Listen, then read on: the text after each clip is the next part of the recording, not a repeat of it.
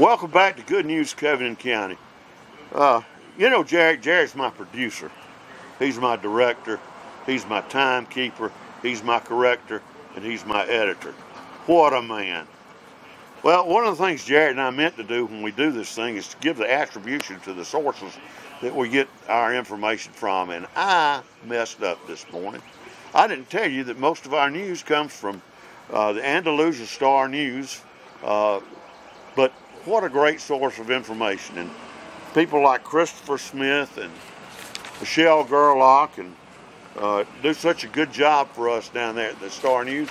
We just try to bring you a little bit of the news that they share with us and highlight it. I would encourage you to buy our fine little local paper and enjoy it, because there's some great articles in there, by a lot of it by great local writers. And one of the best things that I've seen in the Andalusia Star News over the past couple of years is a column by Sue Bass Wilts called Remember When.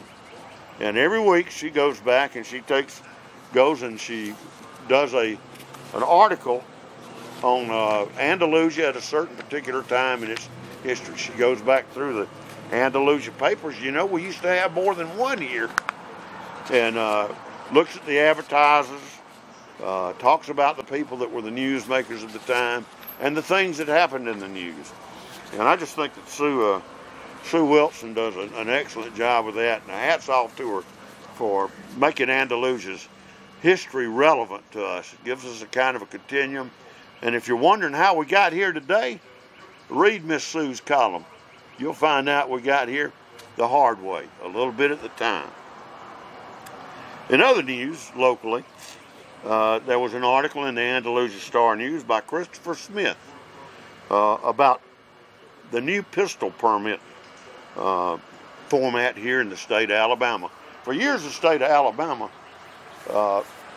has just had kind of a free-rolling pistol permitting thing where each county issued its own paper for pistol permits. Now the sheriffs in Covington County have joined together with a number of other people in the county, the Sheriff's Association, and I'm trying to remember the Secretary of State, that's who it is, to issue a standardized pistol permit for people that live here in Alabama and want to carry. Now this is actually a concealed carry permit. You have to go down to the sheriff's office and you have to fill out a form. They'll do a background check on you. If all that passes, you'll have to pay a fee and then you'll have a permit. Now, the interesting thing about pistol permits is if you qualify in many states, it changes the criteria and format that you must go through to buy a firearm. As we move into an area that looks like firearm purchases will be more regulated, it's a handy thing to have. These new IDs will have your picture on it, and there'll be something that's recorded statewide, not just locally. So there'll be a database there. I'm going to quote what Sheriff Meek said about it. Over the years, we've been talking about having a uniform card for the entire state. We negotiated with the best companies to get the best price and software we could, and now I'm happy to announce that we have a plastic pistol permit. Now, the first time I read this, I fell back a little bit. We got to have permits for plastic pistols? But that's what it says, a plastic pistol permit. And I know what they mean. They mean like a regular ID, like your photo ID that's been laminated, like your driver's license or your state identity card.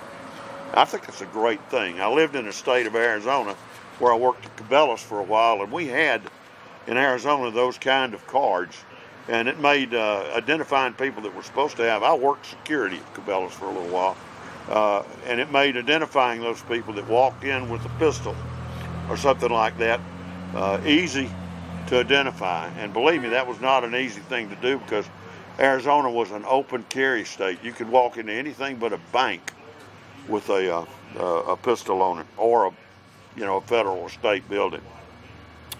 So that's big news for the for the county. That's big news for the state, and I think it's a very positive thing. The Secretary of State's worked hand in hand with these people to make this possible for us, and I think it's a move forward for us. Now, one thing that we used to do here that we've neglected over the past week as we try to start our show back up is the buzzard report. When Uncle Bob and I started the buzzard report here, I don't even think people realized what a population of buzzards that we had here. Many of the buzzards come and roost over here early in the mornings on the Covington County courthouse or over on the theater because they're high places up on top of the old bank building. They're high places that have good thermals that buzzard can fall off and spread his wings in and fly and float all over the place. I've said that Covington County is like Capistrano. Capistrano gets the swallows in the spring in California, and Covington County gets the buzzards. We've had people say that one reason that they come to the courthouse is there's so many lawyers in there that the buzzards feel at home with them. All I can say is I'm glad we're not on the waterfront because the sharks would feel the same way. Now, enough about bad humor for good lawyers. We've got some good ones here.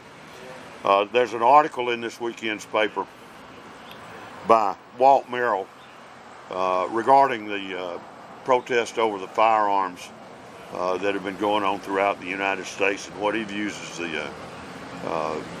a threat to viewpoints and people's positions, and how maybe a lot of the rank and file with politicians are out of step with things.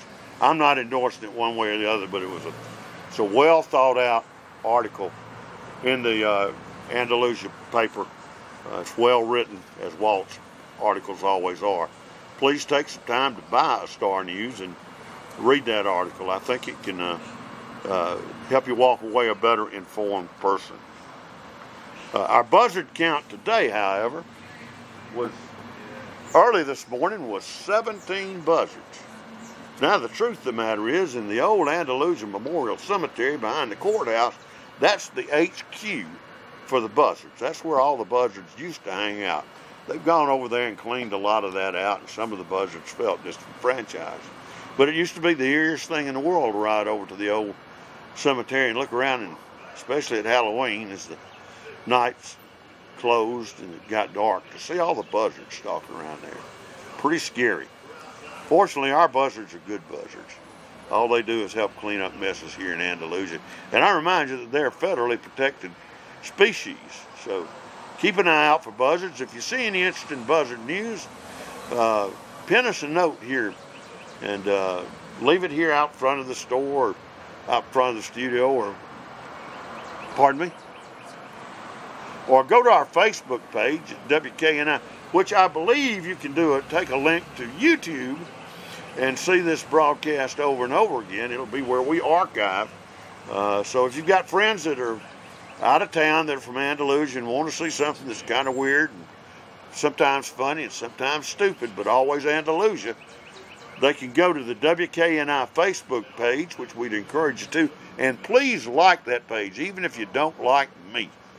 Like that page. It helps us as we try to grow our business here. Go to that page, then go to Facebook and hit the link there and watch us be silly. Got a little weather forecast we need to pass along to you, but we'll do that after this break.